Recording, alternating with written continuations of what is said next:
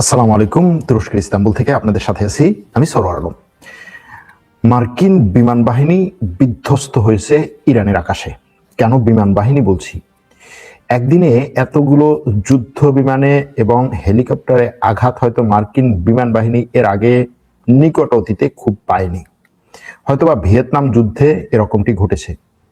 একই দিনে কমপক্ষে 2টা যুদ্ধ বিমান বিধ্বস্ত হওয়া, 2টা হেলিকপ্টারে আঘাত হানা, একটা যুদ্ধ বিমান জরুরি অবতরণ করা এবং একটা ট্যাঙ্কারে আঘাত হানা, বিমান আকাশে ফুয়েল ট্যাঙ্কারে আঘাত হানা। এগুলো এমন একটা দেশের কাছ থেকে আমেরিকা পেল যেই দেশটার বিমান বাহিনীকে মোটামুটি ধ্বংস করার দাবি করেছিল আমেরিকা, যেই দেশটার এয়ার ডিফেন্সকে শেষ করার দাবি করেছিল আমেরিকা, যেই দেশটার সামরিক সক্ষমতা 90% ধ্বংস হয়েছে বলেছিল আমেরিকা, সেই দেশটাতে আমেরিকার যুদ্ধ বিমান ভূপাতিত করেছে। ইরান গতকাল আমেরিকার 2টা যুদ্ধ বিমান ভূপাতিত করেছে, এটা নিশ্চিত। একটা যুদ্ধ বিমান ভূপাতিত করে, আঘাত করে সেটাকে ধ্বংস করে দেয়। যুদ্ধ বিমানের 2জন পাইলট, দুজনার একজন সাথে সাথে ঝাঁপ দেয়, সাগরে পড়ে, তাকে উদ্ধার করে। দ্বিতীয় পাইলট কোথায় ঝাঁপ দিয়ে পড়ে সেটা তারা জানতে পারে না। একটা ধারণা করে সেই জায়গায় তারা আবার হেলিকপ্টার পাঠায়। 2টা হেলিকপ্টার, একটা যুদ্ধ বিমান, সাথে রিফুয়েলিং বিমান পাঠায়। সেই হেলিকপ্টার দুটোতেও আঘাত হানে ইরান। কোনো মতে জানে বেঁচে তারা চলে যায়। এমন ভাবে আঘাত হানে, এমনকি একটা হেলিকপ্টারে আঘাত হানার পরে হেলিকপ্টারে থাকা যে অন্যান্য সেনারা তারা আহত হয়, ফিরে যায়, নতুন করে আবার যুদ্ধ বিমান পাঠায়। সেই যুদ্ধ বিমানে আঘাত হানে, বিধ্বস্ত হয় সেটা, আবার হেলিকপ্টার পাঠায়, সেটার সাপোর্টে যুদ্ধ বিমান পাঠায়, সেটার সাপোর্টে ফুয়েল ট্যাঙ্কার পাঠায়। সেই যুদ্ধ বিমানে আঘাত হানে, সেটা কোনো মতে বেঁচে যায়, ফুয়েল ট্যাঙ্কারে আঘাত হানে, জরুরি অবতরণ করে গিয়ে কুয়েতে। এই যে একদিনে মার্কিন বিমান বাহিনীকে মোটামুটি তছনছ করে দিয়েছে ইরান। এটা যদি আমেরিকার সাথে সম পর্যায়ের সক্ষমতা সম্পন্ন কোনো দেশ করত তাহলে হয়তো এটাকে নিয়ে এতটা হইচই পড়তো না। কিন্তু এমন একটা দেশ এই কাজটা করছে যাকে আমেরিকার রাষ্ট্রপতি প্রায় শেষ করে দিয়েছে, অল্প কিছু বাকি আছে। সুতরাং ইরান বলছে যে সে এই আক্রমণগুলো নতুন স্টাইলের, নতুন ধাপের, নতুন টাইপের একটা এয়ার ডিফেন্স সিস্টেম দিয়ে করেছে। এখন আমেরিকা নতুন করে বলছে যে আচ্ছা, আমরা যে এর আগে বলেছিলাম যে ইরানের মিসাইল সক্ষমতা আমরা ধ্বংস করে দিয়েছি, ইরানের সামরিক সক্ষমতা প্রায় শেষ, ইরানের বিমান বাহিনী প্রায় শেষ, ইরানের নৌবাহিনীকে আমরা শেষ করে দিয়েছি, সেটা বলেছিলাম ঠিকই, কিন্তু ইরান যে এত দ্রুত তার এই এয়ার ডিফেন্স সিস্টেমগুলোকে মেরামত করে আবার নতুন করে চালু করবে, এটা তো আমরা 24 ঘন্টার মধ্যে তারা নতুন করে চালু করে। আসলে আমেরিকা আমার মনে হয় যে বুঝতেই পারতেছে না যে তারা কিভাবে এয়ার ডিফেন্স সিস্টেমগুলো চালাচ্ছে, কোথায় আছে, কতগুলো ধ্বংস করেছে। তা না হলে যেই আমেরিকার নিজস্ব এয়ার ডিফেন্স সিস্টেম এবং সেই এয়ার ডিফেন্স সিস্টেমের যে ইন্টারসেপ্টর মিসাইল এগুলোকে মেরামত করে ঠিক করতে বা এগুলোর সাপ্লাই দিতে সে হিমশিম খাচ্ছে। এখানে ইরান 24 ঘন্টার মধ্যে মেরামত করে একেবারে ঠিক করে ফেলেছে। কেন এটা বলছে? কারণ এছাড়া তার কোনো ইয়া নেই, কি বলে এটাকে, তার কোনো ব্যাখ্যা নাই। কিভাবে সে ব্যাখ্যা দিবে? কারণ এতদিন ধরে সে যেভাবে তার এই হামকি ধামকি চালিয়ে এসেছিল, মনে করেছিল যে হ্যাঁ শেষ হয়ে যাচ্ছে, সুতরাং আমি বলে যাই, এটার উপরেই বলে যাই। কিন্তু এখন এসে দেখছে যে না, এখন এটা হচ্ছে না। এই যে এখনো পর্যন্ত একজন মার্কিন পাইলট নিখোঁজ আছে, ইরান বলছে তাকে যদি ধরিয়ে দিতে পারে কেউ তাহলে তাকে $৬৬,১০০ পুরস্কার দেয়া হবে। গতকাল এই পুরস্কারের ঘোষণা ইরানের একটা টেলিভিশন চ্যানেলে দেয়া হয়। চ্যানেলের সংবাদ উপস্থাপক বলেন, সামরিক বাহিনীর নিখোঁজ মার্কিন ক্রুকে খুঁজে বের করতে অভিযান শুরু করেছে ইরানের সামরিক বাহিনী। কোহগুলিয়া এবং বয়ের আহমদ প্রদেশের নাগরিকরা দৌড়ে ছুটে যাচ্ছে সেই পাইলটের খোঁজে, এবং এই নাগরিকদের ছুটে যাওয়াকে উৎসাহিত করার জন্য ইরানের পক্ষ থেকে বলা হয়েছে আপনারা যদি শত্রুপক্ষের পাইলট বা কোনো ক্রুদের জীবিত ধরে পুলিশ বা সেনাবাহিনীর হাতে তুলে দেন তাহলে এই পুরস্কার দেয়া হবে। এখন এই যে দুটো প্রদেশ ব্যাপক পরিমাণে দুর্গম পাহাড়ি অঞ্চল, প্রায় 15,500 বর্গ কিলোমিটার এরিয়া নিয়ে হচ্ছে এই অঞ্চলটা। সুতরাং এই অঞ্চলে আমেরিকার ক্রুরা এসে বা আমেরিকার উদ্ধারকর্মীরা এসে তাদেরকে খুব সহজে উদ্ধার করে নিয়ে যাবে, এটাও আমেরিকার জন্য এখন একটা দুঃস্বপ্ন হয়ে দাঁড়িয়েছে, দিবাস্বপ্ন হয়ে দাঁড়িয়েছে। এখন ইরানের সরকার বলছে যে শুধুমাত্র এই দুই প্রদেশই না, কোহগিলিয়ে এবং বয়ের আহমেদ প্রদেশই না, এর পাশে যে দুটো প্রদেশ আছে চাহার মহল এবং বখতিয়ার, সেই প্রদেশের মানুষদেরকে সে বলছে যে ভাই তোমরাও আসো, লোকদেরকে ডাক দিছে যে তোমরাও যদি সুযোগ পাও আসো, এসে খোঁজা শুরু করো কোথায় আছে এই পাইলট। কারণ এই সমস্ত যুদ্ধে এই ধরনের পাইলটদেরকে জীবিত ধরতে পারা এটা হচ্ছে যুদ্ধের মোড় ঘুরিয়ে দেয়। কারণ এই পাইলটকে নিয়ে পরবর্তীতে আমেরিকা ইরানের এই পাইলটকে নিয়ে আমেরিকা ইরানের কাছে এমন পরিমাণ চাপ খাবে যেটা এই পুরো যুদ্ধ ধরে খায়নি যদি তাকে ধরতে পারে। আমেরিকার দেশের মধ্যে সাধারণ জনগণ, এই পাইলটের পরিবার, তার আশেপাশের লোকজন, আমেরিকার বিরোধী পক্ষ এই পাইলটকে নিয়ে ব্যাপক পরিমাণে হচ্ছে সরকারের উপরে চাপ সৃষ্টি করবে, যে কারণে এই পাইলটকে ধরা এখন ইরানের জন্য যুদ্ধের সবচেয়ে গুরুত্বপূর্ণ একটা জায়গা হয়ে দাঁড়িয়েছে। এমনকি এটাকে এরকমও বলা হচ্ছে যে পাইলটের খোঁজে দুই পক্ষের মধ্যে এখন লড়াই চলছে, দুই পক্ষের মধ্যে প্রতিযোগিতা চলছে কে আগে পৌঁছতে পারে ওই পাইলটের কাছে।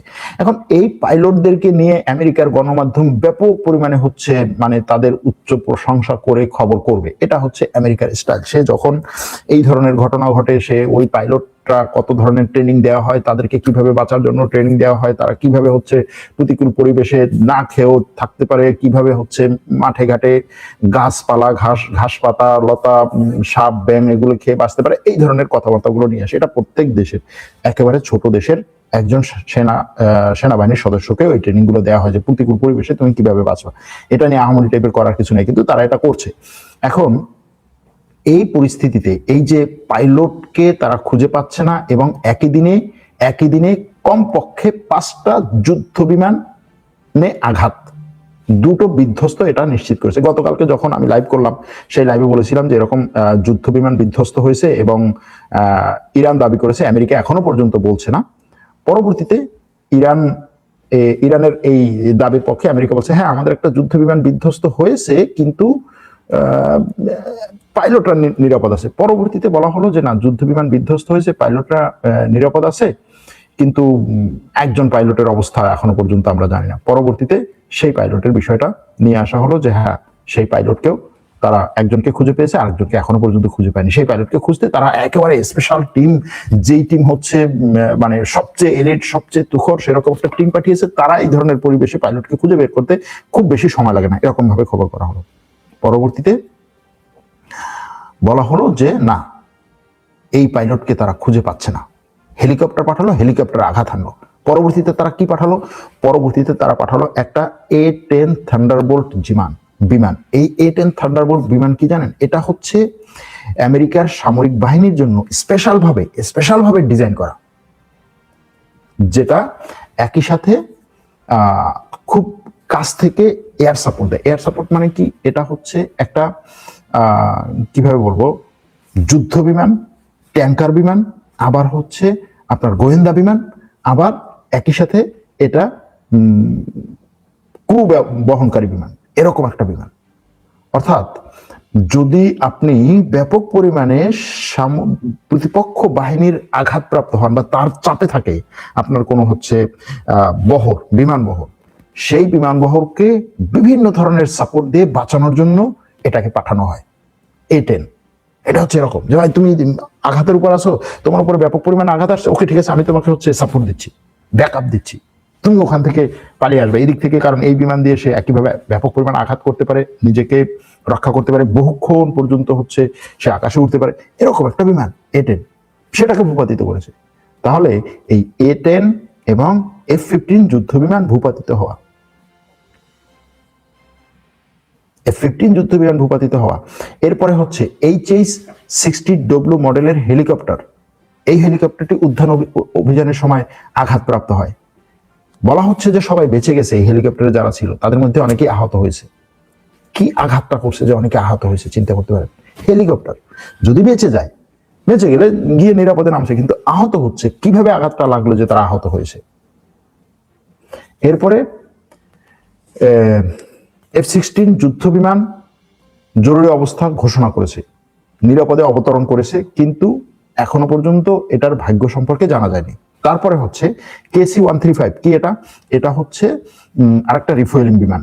সেই রিফুয়েলিং বিমান জরুরি সংকেত দিয়ে অবতরণ করেছে মধ্যপ্রাচ্যের কোন একটা ঘাটিতে। এটার পরিস্থিতি এখনো পর্যন্ত জানা যায়নি কি হয়েছে।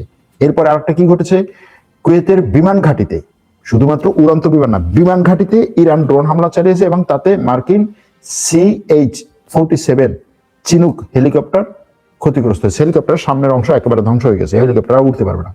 তো একদিনে এই 6টা বিমানে আঘাত, 6টা বিমান বলতে মানে হেলিকপ্টার এবং বিমান। এটা এখনো পর্যন্ত ধরা হয় যে আপনার খুব সম্ভবত যে ইসের পরে, ভিয়েতনাম যুদ্ধের পরে এই ধরনের ঘটনা কখনো ঘটেনি আমেরিকাতে। এবারে বাকি কিছু ঘটনা যেগুলো গত 24 ঘন্টায় ঘটেছে সেগুলো বলি। ইরান কুয়েতের মিনা আল হামাদি রাফাইনারিতে হামলা চালিয়েছে এবং এর বাইরেও একাধিক স্থানে হামলা চালিয়েছে। রিফাইনারিতে আগুন লেগেছে। কুয়েতের একটা বিদ্যুৎ ও পানি বিশুদ্ধকরণ প্ল্যান্টেও হামলা চালিয়েছে, অবকাঠামো ক্ষতিগ্রস্ত হয়েছে। এই হামলাটি হয়েছে ইরানের পানি বিশুদ্ধকরণ প্ল্যান্টে হামলার পরে। আবুধাবির হাবশান গ্যাস স্থাপনায় হামলা হয়েছে, সংযুক্ত আরব আমিরাতের আবুধাবির হাবশান গ্যাস স্থাপনায় গতকাল হামলা করেছে ইরান এবং সেই হামলার পরে আগুন লেগেছে।